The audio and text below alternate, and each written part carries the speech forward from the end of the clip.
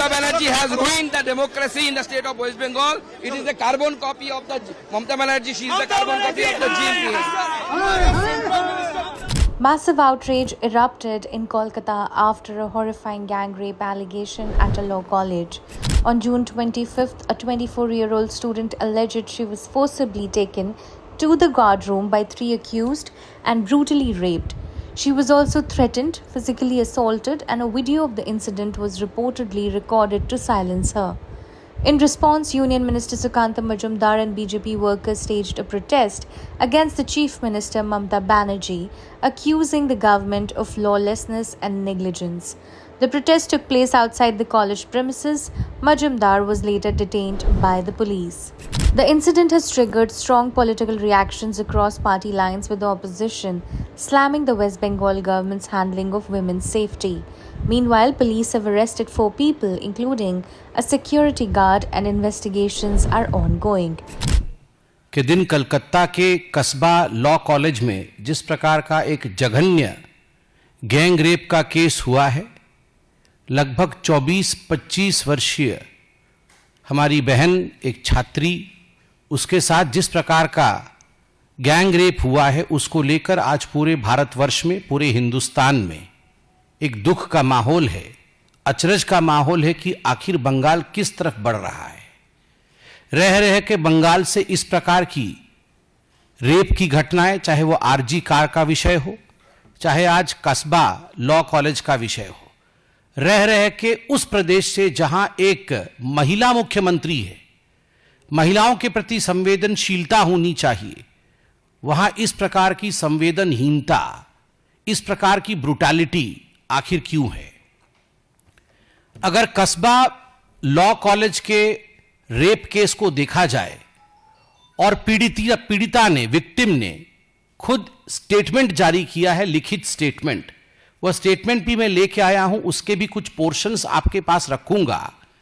उसको ध्यान से पढ़ा जाए तो एक बात स्पष्ट होता है कि यह पूरा रेप का जो गैंग रेप का जो कुचक्र हुआ है, यह कहीं ना कहीं स्टेट स्पॉन्सर्ड ब्रूटैलिटी है, एक राजनैतिक दृष्टिकोण से प्रेरित जघन्य क्रूरता है।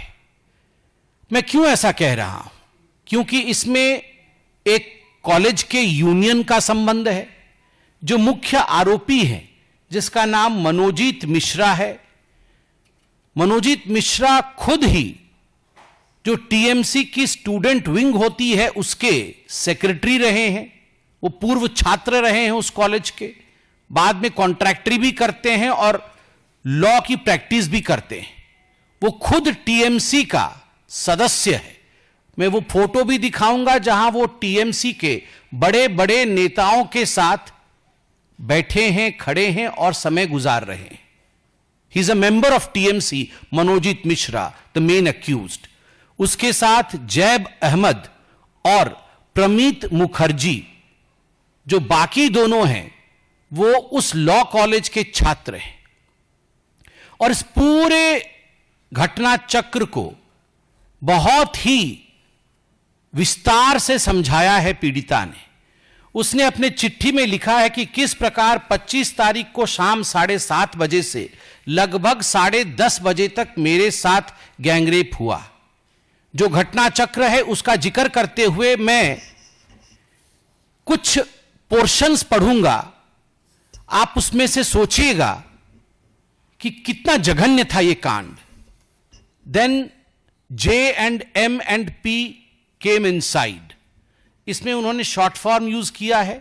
जो J है वो जैब के लिए है, जो M है वो मनोजीत के लिए है, और जो P है वो प्रमीत के लिए है। Then J called M and P to come inside। I asked help from them। I asked them to take me to Ruby General Hospital, but they were not helping me। Then I told them at least to bring an inhaler for me। M brought that। I took it and felt better, and I packed my things and went outside to escape, and saw that they have locked the main gate, and the guard was helpless and did not help। M and P again forcefully took me to the union room। I asked J, that is Jeb, to let me go। I even touched his feet, but he didn't let me go. He instructed M and P to take me to the guard's room and make the guard sit outside. They did so. They took me to the guard's room forcefully. J undressed me and started forcefully rape me. इसमें grammatical error है, rapping होना चाहिए, उन्होंने rape लिखा है, मगर भाव को समझने की आवश्यकता है. Forcefully rape me. Here is what the father of the survivor said. दूसरी तरह बोलते. लेकिन आपके बेटे के लिए ये हो रहा है. हाँ, बेटे हो तो पहले तो हम भारत के नागरिक हैं, उसका बाद बेटे. पहले बात है, अब सब जुडिस है, सब जुडिस में पुलिस अब उसका काम कर रही है और न्यायालय पर मेरा पूरा आस्था है और न्याय प्रणाली पर. तो उन्होंने जो पुलिस सबमिट करेगी उसका ऊपर अगर दोषी पाया जाए, जो कड़ी से कड़ी जो ये होगा वही होगा. अगर निर्दोष हो तो बेकसूर खलास हो जाएगा. अगर मान लीजिए दोषी करार होता है तो आप कभी सोचे थे कि आपका बेटा इस तरह से गैंगरेप में शामिल होगा? ना, नहीं सोचे थे. कभी कभी ऐसे भी फलाना हो जाता है कि अघटन दुर्घटन भी होता है, फंस भी जाता है कोई कोई लड़का. आपको लगता है कि उसको फंसाया गया? ना, फंसाया गया है कैसे, हम कैसे बोलेंगे, वो तो पुलिस तदंत कर रहा है ना. पुलिस जब तदंत कर रहा है, कलकत्ता पुलिस पर पूरा आस्था है. स्कॉटलैंड यार्ड का बाद ही कलकत्ता पुलिस है. कलकत्ता पूरा आस्था है, वो पूरा दूध का दूध पानी का पानी कर देगा.